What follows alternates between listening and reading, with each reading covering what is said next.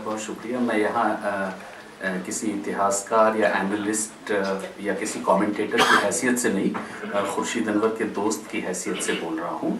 मेरे लिए मुमकिन पॉसिबल भी नहीं होगा कि एक क्लिनिकली मैं इन किताबों की एनालिसिस कर सकूँ, जो कि मैंने सोचा था करूँगा, लेकिन फिर भी मैं इन दोनों किताबों को आपके सामने रखना चाहता हूँ, इंट्रोड्यूस करना चाहता हूँ इस तरह से कि आप पढ़ें और आप ऐसे पढ़ें जैसे कि मैं समझता हूँ इनको पढ़ा जाना चाहिए। तो मैं एक तरह से अगले 5-7-8 मिनट में इन दो किताबों को आपके सामने रखना चाहता हूँ, एक उनका ओवरव्यू देना चाहता हूँ।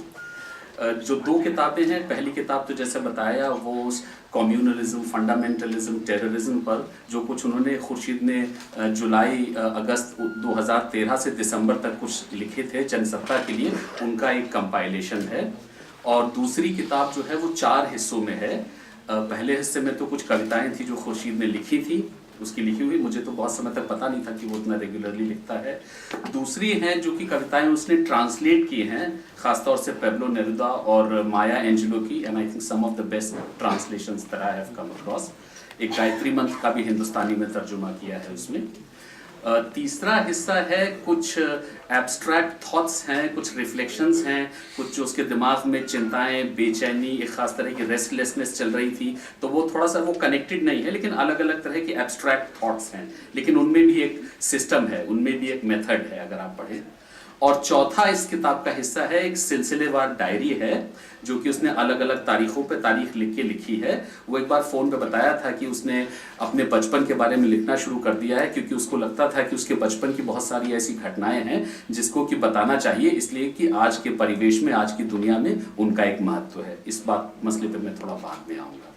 सतही तौर पे आपको ऐसा लग सकता है कि ये दो किताबें हैं, दो अलग अलग किताबें हैं।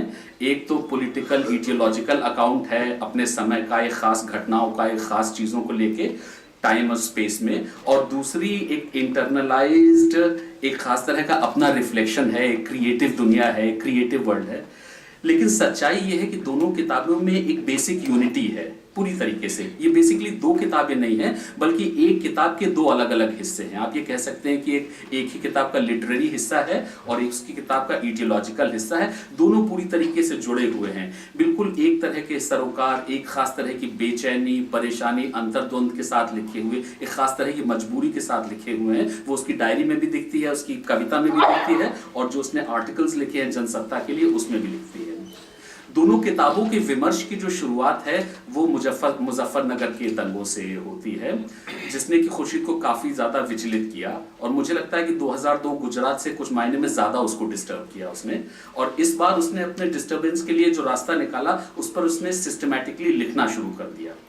लेकिन जो उसने लिखा वो मुजफ्फरनगर के अनुभवों पे, वहाँ गया भी था और बहुत सारे लोगों से मिला, मीटिंग्स की, लौट के आया, उसके बारे में बात की, लेकिन जो लिखा उसने वो मुजफ्फरनगर के अपने अनुभवों पे कम लिखा, लेकिन उससे जुड़े हुए जो तमाम और मुद्दे थे उन पर ज़्यादा लिखा। बहुत सारे कनेक्शंस उसने बनाए।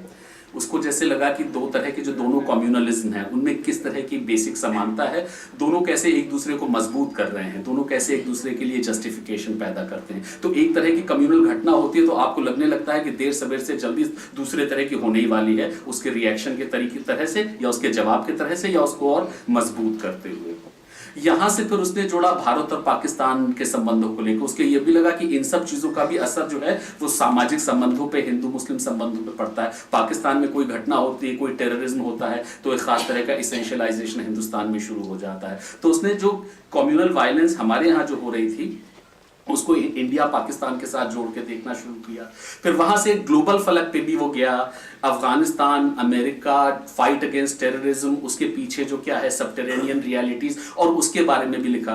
तो वो कई तरह से मैक्रो और माइक्रो के वो कनेक्शंस जोड़ रहा था, एक लोकल मुजफ्फरनगर से लेके वहां से और बहुत सारी चीजें जो जुड़ी हुई है उस पर उसने काफी लिखा। और उसका दिमाग जो है वो इसी दिशा में चल रहा था, कनेक्शंस जोड़ रहा था, लोकल से national, international, global, terrorism, communalism, इन सब चीजों को एक खास तरह के होलिस्टिक पर्सपेक्टिव में। और वो होलिस्टिक पर्सपेक्टिव जो है वो इस किताब में काफी साफ तरह से दिखता है। जो सेक्युलर फोर्सेस की असफलता है उसको लेकर वो परेशान था, खासतौर से लेफ्ट पर उसने काफी लिखा है। निश्चित भी है, जितनी ज्यादा आपकी उम्मीदें होती है उतनी ज्यादा वहां से निराशा और हताशा होती है। तो लेफ्ट, चूंकि वो मेंबर था कम्युनिस्ट पार्टी का, अंत तक बना रहा, उसको उम्मीदें थी, उसे लगता था कि एक बेहतर इंटरवेंशन किया जाएगा, वो नहीं हुआ, तो उस पर भी उसने काफी लिखा हुआ है। और ये खासतौर से जो लिखा है उसमें उसके सेंटर में लेफ्ट नहीं है, उसके सेंटर में कम्युनलिज्म है। उसको लग रहा है कि लेफ्ट को इंटरवीन करना चाहिए था, इसलिए नहीं कि वो लेफ्ट के लिए बेहतर होता, बल्कि इसलिए कि left was capable of making an effective intervention जिसमें कि कम्युनल सिचुएशन पे थोड़ा सा फर्क पड़ता। दो बातों पे और मंथन है इस किताब में। पहला तो यही कि जो सेक्युलर विमर्श है उस पर उसको शिकायत थी कि वो बहुत ही प्रोएक्टिव ना होकर बिल्कुल रिएक्टिव है। वो जब सब कुछ हो जाता है तब करता है, जब शांति आ जाती है तो वो मान लेता है कि शांति हो गई है, सब कुछ ठीक हो गया है, फिर अब चुपचाप बैठने की जरूरत है। ये नहीं होता है कि जो शांति के समय में भी जिस तरह की कैंपेन की जरूरत है वो नहीं है, तो उससे एक तरह की बेचैनी है उसकी राइटिंग्स में। और दूसरा ये कि उसने लिखा भी है कि जिस तरह से दलित और नारी मुक्त के आंदोलन जिन्होंने एक अपने लिए जगह बनाई है, अपना एक असर पैदा किया है, वो सेक्युलर मूवमेंट नहीं कर पा रहा है, वो सिर्फ ग्रीवेंसेस से ऊपर नहीं उठ पा रहा है। तो उसकी कुछ राइटिंग्स है, मेरे पास टाइम नहीं है चूंकि मैं कोट नहीं करूंगा, कि बहुत ही एक्सप्लिसिट लिखा है कि जो दलित मूवमेंट है, विमेंस मूवमेंट है, उनकी एक सबसे बड़ी मजबूती ये है कि वो ग्रीवेंस के दायरे से उठ के आ गए हैं, एक खास तरह की अपने लिए जगह बनाई है। और हमारा जो सेक्युलर विमर्श है, जो मूवमेंट है, उसको भी ये करना चाहिए। इसी के साथ साथ एक दूसरी भी कनेक्टिविटी स्टैब्लिश की, एक तो लोकल और ग्लोबल वाली की। एक टाइम में उसने कनेक्टिविटी स्टैब्लिश की जब मुजफ्फरनगर की वायलेंस हुई तो सीधा गुजरात के साथ उसने कनेक्ट करके देखा, और उसका दिमाग लगातार 2002 के गुजरात की तरफ जाता रहा। इस बारे में उसने इस सबसे बहुत पहले एक मुझे बहुत इंपॉर्टेंट अपनी एक बात जानकारी शेयर की थी गुजरात को लेके। उसने कुछ स्टैटिस्टिक्स लेके मेरे पास आया था और उसने बताया कि गुजरात की वायलेंस में थोड़े से मंदिर टूटे हैं, उससे कुछ ज्यादा मस्जिदें टूटी हैं, लेकिन उन दोनों से ज्यादा और दोनों को मिला के भी कहीं ज्यादा जो हैं वो बहुत सारी सूफी श्राइन्स जो कि गुजरात में काफी थी वो टूटी हैं। जो गुजरात के सिंक्रेटिक स्पेसेस हैं, जो वहाँ के एक साझे अतीत की जो शेयर्ड रियलिटीज हैं उनकी कहानी बताते हैं, उनको बहुत ज्यादा डिमोलिश किया गया है।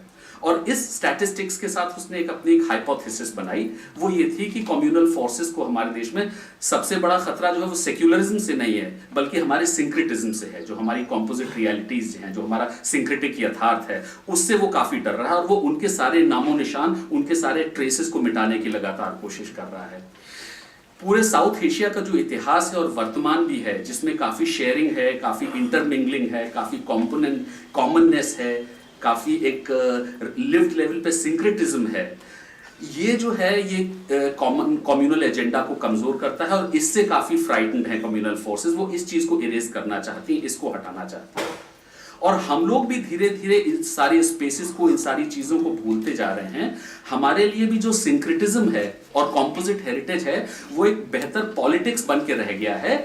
हम उसको लिव्ड रियलिटी की तरह नहीं देखते, हम उसको एक डिजायरेबल की तरह से देखते हैं, जबकि उसका मानना था कि अभी भी वो लिव्ड रियलिटी में पूरी तरीके से खत्म नहीं हुआ है, काफी है और उसको हाईलाइट करने की जरूरत है। तो उसने इस दिशा में उसने इस दिशा में काम करना शुरू किया। एक बहुत बड़ा मैनुअल तैयार किया जिसको लेकर पाकिस्तान में, बांग्लादेश में वर्कशॉप्स तमाम की, और उन वर्कशॉप्स का फोकस यही था कि किस तरीके से हमारे जो सिंक्रेटिक लाइव्स हैं, सोशल लाइव्स हैं, सिंक्रेटिक स्पेसेस हैं, जिनके बारे में जानना जरूरी है हिंदुस्तान और पाकिस्तान और बांग्लादेश में भी।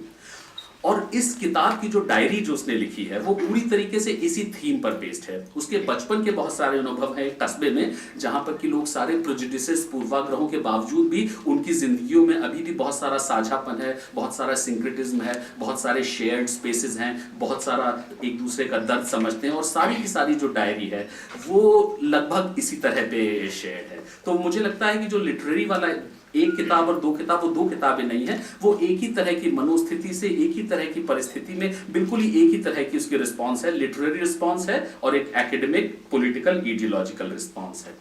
जब उसने, बस सब खत्म कर रहा हूं मैं अपनी बात, जब उसने ये काम करना शुरू किया था, बहुत ही ये सारा काफी उसका जो अंतर्द्वंद का फेज था, जो उसके डिस्टर्ब रहने का फेज था, जो 16 दिसंबर को दिल्ली में गैंग रेप हुआ था, उसको लेके यही फेज इत्तेफाक से उसका सबसे ज्यादा क्रिएटिव फेज भी था। इसी फेज था जिसमें कि उसने सबसे ज्यादा लिखा, अपनी डायरी, अपनी कविताएं, ट्रांसलेशंस वगैरह।